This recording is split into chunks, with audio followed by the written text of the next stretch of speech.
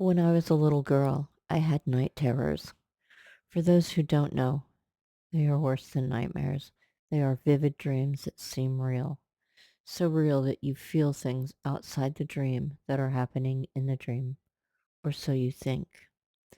One night I had a dream that I was in a car alone outside Value Village in Watsika while my family was inside.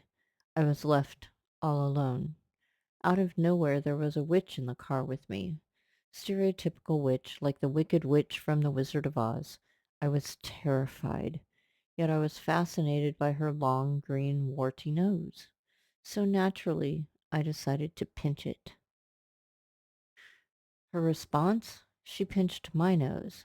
I swear I felt that pinch. So real was it that I woke up. I was frozen. After some time, I mustered the courage to get out of bed and seek the solace of my mother, who, incidentally, slept on the couch rather than in her bed with my father. I had seen my younger brother Troy sleeping with her all the time, so I was sure that it would be okay. I silently slipped between the coffee table and the couch, thinking I would settle down there on the floor. But she must have heard me, or I must have bumped her because she acknowledged me. Troy, she said, come on up here.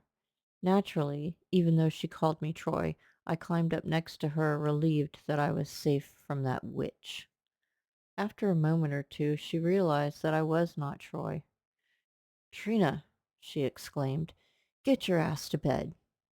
Can you imagine the betrayal? I snuck to my dad's room and quietly crawled into bed with him. I didn't want to wake him because I just couldn't take being cast out alone into my room. I climbed under the blanket and covered my head, but I looked out at my father's profile. He looked just like that witch. It was so dark in the room that I could barely even distinguish his profile, but still, witch! I tried to employ rationale and remind myself that it was my dad who was snoring in that bed.